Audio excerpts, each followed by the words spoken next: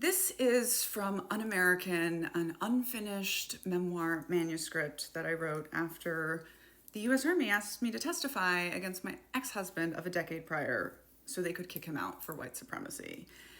And I had to write a whole new story of my life, looking at power and privilege and whiteness and otherness and what it means to be an American. And someday I will publish it. It will be my all too well 10-minute version. This is Un-American, Chapter 12, Are We the Baddies? Houston, 2005. I pledge allegiance to the flag. All of the students echoed in perfect unison, their hands over their hearts while I stared at one after the other. As much as I hated standing out in any way at school, I could not bring myself to do this. High school, more and more, seemed to me like the opposite of what Grandpa had warned about, our cult leader. Teachers were friendly and full of information, even if they didn't seem to notice how lost I was. And kids weren't horrible bullies. They simply didn't notice me at all. All day, I could move freely through a swarm of bodies, reading whatever I wanted and thinking my own thoughts. Alone, for the first time ever. It was as comforting as it was frightening. This was too much, and was exactly what the prophet would have warned against, what my parents would have been horrified by. It was brainwashing, pure and simple. Young children showing up every day, putting their hands over their hearts and reciting words they don't even think about. And if you don't do it, everybody stares at you. The family was right about public school and how teachers try to program you, I guess.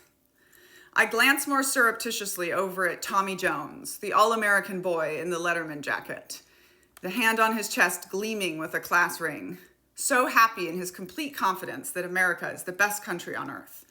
Though I'd bet my whole minimum wage paycheck that he's never even traveled anywhere else. I try not to laugh out loud of how it reminds me of and some of the boys I grew up with in the cult, so certain in their ideas, though they've never been exposed to anything different. I just never had that certainty. That was why I hadn't fit in the family, I guessed. But would I ever fit in here either? Our history teacher, Ms. Mills, is definitely one of those radicals that Grandpa was always talking about too, I think. Glad that the last line of the Texas Pledge means we can sit back down. And here I am, doing one of the worst possible things the family warned us against.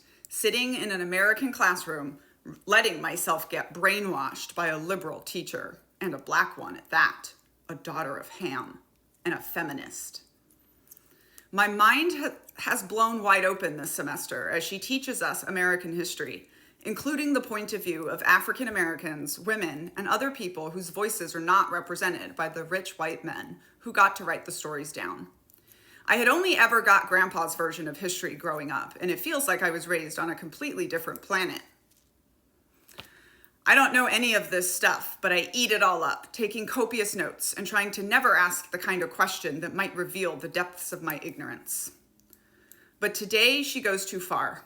She's teaching us about colonialism, how powerful countries get hungry for more power and decide to steal land from other people, usually people with brown or black skin.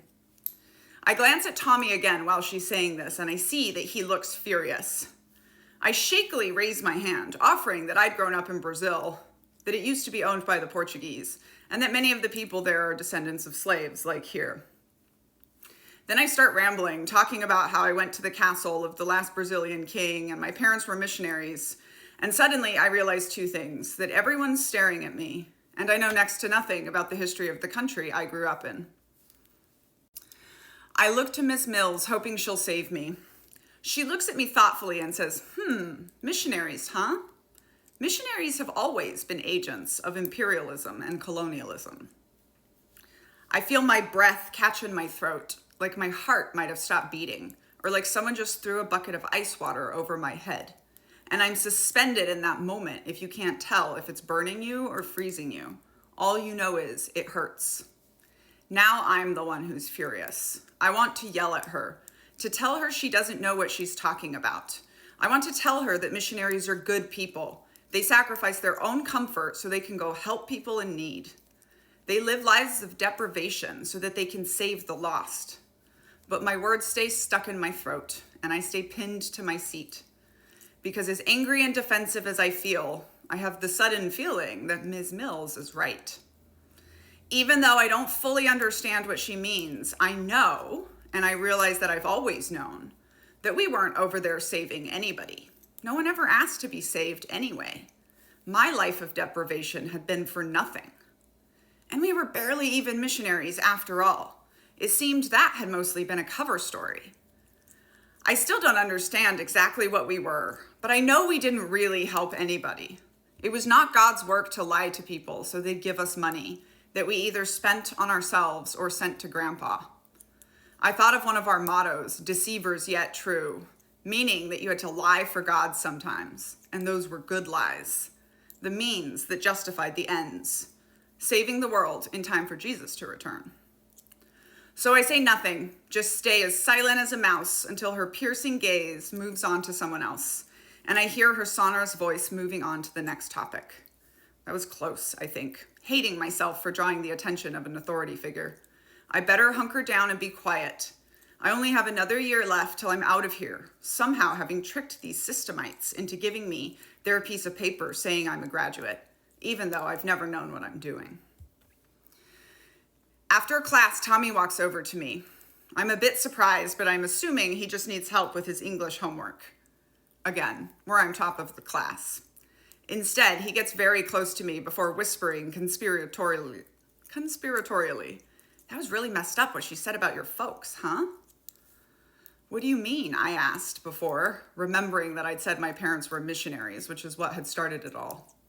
And then Tommy is getting worked up, telling me to go to the principal and report her, saying that it's against my right to religious freedom for her to say stuff like that.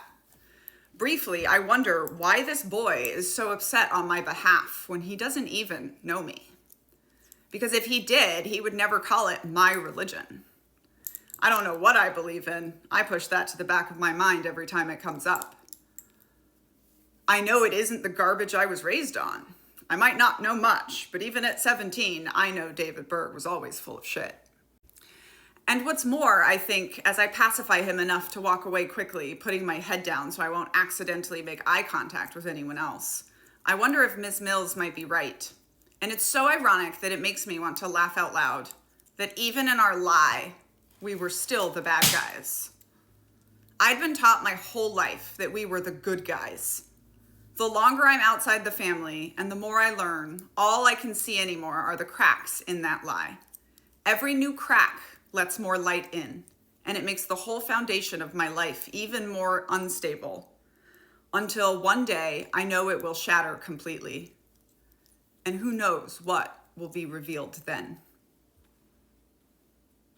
It doesn't take me long to find out, 1 month later, Ricky Rodriguez, the family's little Davidito, the boy who was groomed from birth to be Grandpa's heir, makes headlines for murdering Auntie Sue, one of the nannies who'd raised him under the watchful eyes of Auntie Sarah for the years of abuse, and then killing himself.